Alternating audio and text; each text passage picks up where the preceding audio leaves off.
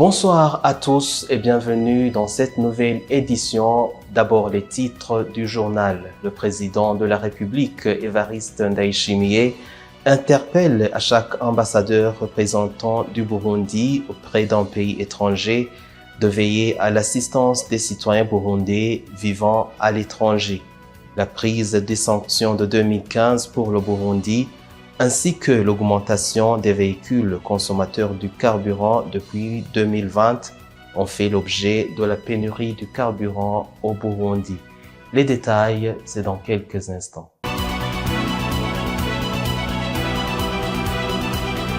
Bienvenue encore, comme je vous le disais dans les titres, le président de la République, Évariste Ndayishimiye, interpelle à chaque ambassadeur représentant du Burundi auprès d'un pays étranger de veiller à l'assistance des citoyens burundais vivant à l'étranger. Chaque ambassadeur représentant le Burundi à l'étranger devra présenter le rapport de ses réalisations dans le but d'arranger différentes alliances de la diaspora burundaise à l'étranger, a indiqué le président de la République, Évariste Ndayishimiye, à l'occasion de la rencontre avec la diaspora burundaise. Hariho ico bita obligation de protéger. Umurundi umuproteja igihugu cyose arimwo. Nuva l'ambassade itegerezwa kumenya umurundi n'ibibazo afise. Il existe ce qu'on appelle l'obligation de protéger. Chaque Burundais a le droit d'être protégé n'importe quel pays où il vit. L'ambassade doit assister tout citoyen burundais. À partir d'aujourd'hui, vous devez présenter le rapport des réunions tenues avec la diaspora chaque 6 mois. Et même mon conseiller chargé de la diplomatie va surveiller l'exécution de ces travaux. Nous devons être au courant de les doléances. Conseiller wajaje diplomasi uzoverifia ko ivyo bintu biba muri ministère rapport chaque 6 mois. Iyi nama bagiranye na diaspora twumva ibibazo vyabo. Le président de la République lance un appel à tout Burundais qui a un projet de développement de le soumettre afin qu'il soit soutenu. Il y a ceux qui possèdent des projets de développement mais qui ne souhaitent pas le dévoiler, mais c'est dommage de voir quelqu'un qui construit un bel hôtel qui devrait être implanté dans un espace d'1 hectare, mais ce dernier a été construit dans un espace de 10 arts. Il faut présenter ton projet de construire l'hôtel et demander le terrain.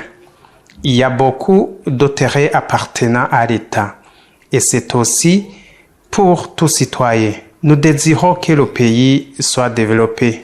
Uko vuga ati ngomba kubaka hotel imeze uku nagomba mu terrain. Amatere ajya yose y'igihugu na y'igihugu nawo urimwo. Dukeneye ko igihugu gitera imbere. Rappelons que la semaine de la diaspora a eu lieu du 30 juillet au 1er août 2024 où le président de la République a interpellé les Burundais à prendre conscience et travailler afin d'atteindre l'émergence du pays. La prise des sanctions de 2015 pour le Burundi ainsi que l'augmentation des véhicules consommateurs du carburant ont fait l'objet de la pénurie du carburant au Burundi. Les détails avec Benoît Sindaïgouagne. Une grande partie d'appui budgétaire en devise a été suspendue depuis 2015 au Burundi, ce qui a occasionné la pénurie du carburant. Le ministre de l'Énergie et Mines le disait le 28 juillet de cette année en province Makamba dans une émission publique animée par les différents membres du gouvernement.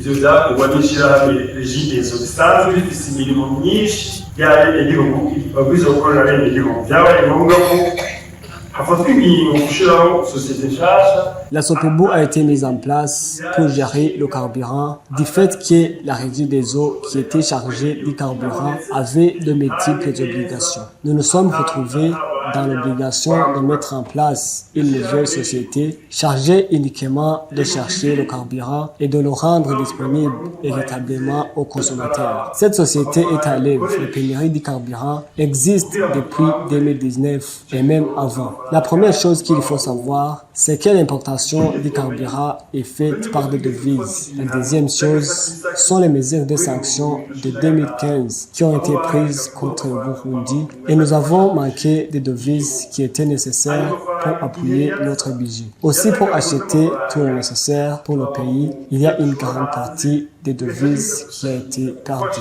Aujourd'hui, l'État fonctionne à ses propres fonds.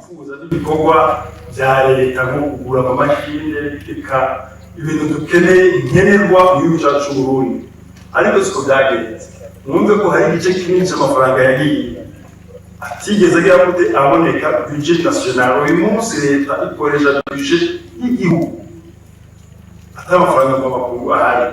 Ingénieur Ibrahim Uwizeye a en outre fait savoir que depuis 2020, s'est remarqué une augmentation des véhicules consommateurs du carburant, ce qui a ajouté le drame au drame.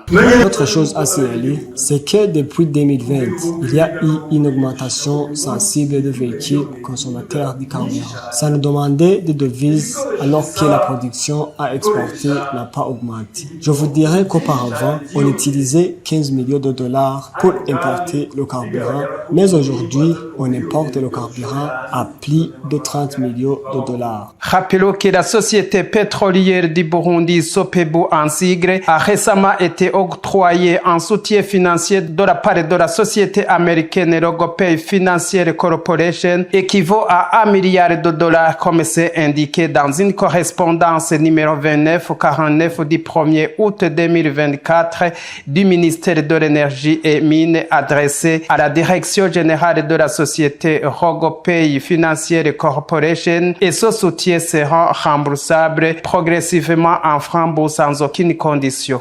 Le secteur du transport en commun en mairie de Bujumbura n'est pas seulement critiqué à cause des magouilles de certains chauffeurs et convoyeurs de bus, mais à cause de la vétusté de certains véhicules.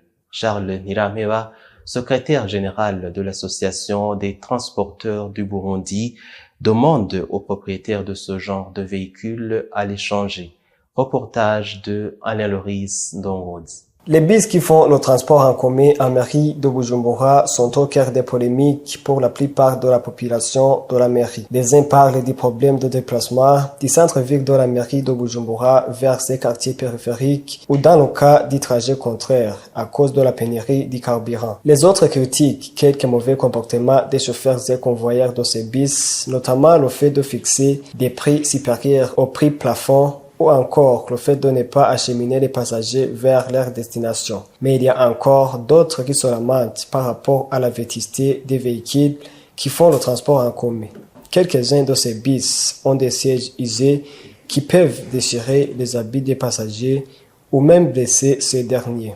Certains bus ont plusieurs points à critiquer. Sur cette question, Charles Nirameba, secrétaire général de l'association des transporteurs du Burundi à Trabant en sigle, donne des éclaircissements. Pour ce qui concerne le meilleur état d'un bus de transport se trouve dans les devoirs des propriétaires, et toutefois, et au niveau de l'association, on demande à ce que chaque bus de transport puisse être en bon état physique et technique, et jusqu'à aujourd'hui ça marche. Et la majorité des propriétaires, franchement, je peux affirmer que ils essaient de remettre en état les véhicules de transport malgré la pénurie de carburant qui les ont affectés dangereusement.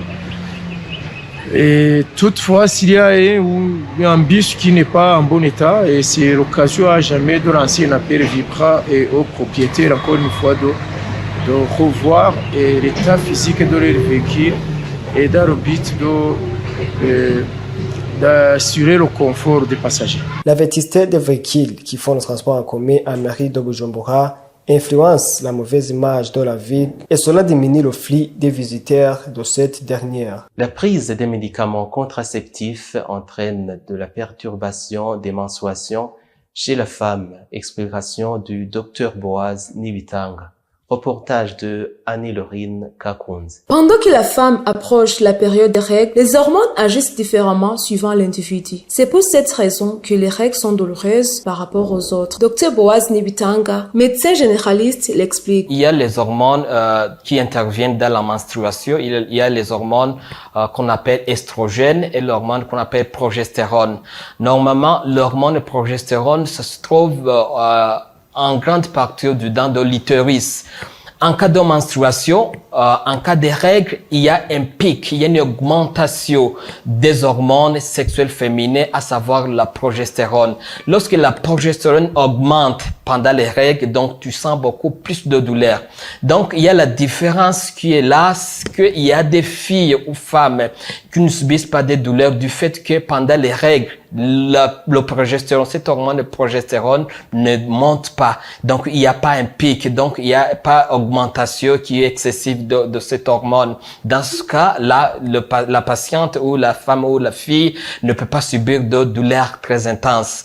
Donc la différence qui est encore là, c'est parce que comme Dieu nous a créé différemment. Donc la sécrétion des hormones de notre organisme diffère. Donc si les femmes ou les filles dont l'organisme sécrète ces hormones en quantité insuffisante ou en quantité qui n'est pas très élevée, donc ces filles-là ne peuvent pas avoir beaucoup plus de douleur pendant les règles. Mais celles dont pendant les règles, l'organisme sécrète beaucoup d'hormones et de progestérone, donc elles peuvent subir beaucoup plus de douleur pendant les menstruations. Dr Boaz Nibitanga ajoute que la prise des médicaments antidouleurs ne présente aucun effet chez la femme qui est en période des règles. Si tu prends des médicaments de type anti-inflammatoire non stéroïdien, ça a des conséquences, des inconvénients sur la muqueuse de l'estomac.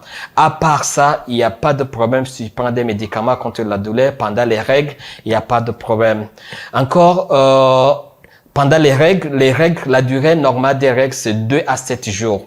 Chez les filles ou les femmes qui peuvent passer plus de 7 jours pendant les règles ou qui peuvent même passer 1 mois ou 2 mois sans voir des règles, ça c'est pathologique. Normalement, ça dépend aussi de ces hormones. Et donc, pendant les règles, s'il y a perturbation hormonale et surtout les estrogènes, il y a perturbation aussi des menstruations, des règles. Par exemple, si tu as pris un médicament qui peut perturber ces hormones-là, tu peux avoir ce problème. Par exemple, si tu as pris un médicament pilule contraceptif ou un autre médicament qui a des effets indésirables sur ces hormones, donc là, ça peut être perturbé. Sur ce, si une fille ou une femme se sent dans cette situation d'irrégularité de durée de menstruation, c'est mieux de se diriger vers un médecin, de se diriger à l'hôpital pour qu'on puisse traiter ça. Pas si en cas de nécessité de conception, tu ne peux pas concevoir avec une telle perturbation hormonale. La période de 2 jours à 1 semaine est une période adéquate qu'une femme puisse être dans les règles. Au cas où cette période est dépassée, il est conseillé que la personne consulte le médecin. Et avant de clôturer ce journal, je vous propose à suivre l'actualité internationale. En Amérique, Kamala Harris a mis fin en suspens en désignant Tim Walz comme colistière. L'actuelle vice-présidente a donc choisi un gouverneur blanc du Midwest dans la campagne qui opposera le camp démocrate à un autre homme blanc, Donald Trump. Kamala Harris s'est dite fière d'avoir choisi Tim Walz comme colistière et qu'elle est prête à gagner. Mais à seulement 3 mois des élections, le candidat démocrate est celui qui deviendra son vice-président en cas de victoire en novembre, a peu de temps pour convaincre les électeurs. Tim Walz s'est présenté pour un premier meeting en tandem mardi soir à Philadelphie, en Pennsylvanie. Au Soudan, la directrice des opérations et du plaidoyer du Bureau de la coordination des affaires humanitaires, Edem Mossoul, a condamné mardi le blocage de l'aide destinée aux populations du nord Darfour. La directrice exécutive adjointe chargée du lieu du travail et de la gestion, Stephen Omolo, a déclaré que le comité d'examen de la famine avait conclu à l'existence d'une famine dans le camp de Zamzam, près d'El Fasher au Darfour Nord. Elle a ajouté que le comité avait averti que les agences d'aide étaient empêchées d'accéder à des parties importantes du pays pour y acheminer de la nourriture et d'autres fournitures essentielles. Mais il a ajouté que ces avertissements n'avaient pas été entendus. Environ 25,6 millions de personnes, soit plus de la moitié de la population soudanaise, souffrent d'une faim aiguë. Le plan de cette année humanitaire pour le Soudan, d'un montant de 2,7 milliards de dollars, est financé à moins d'un tiers avec 878 millions de dollars reçus début du mois d'août, selon les Nations Unies. Voilà pour l'essentiel de l'actualité. Merci de nous avoir suivis. Très belle soirée à tous.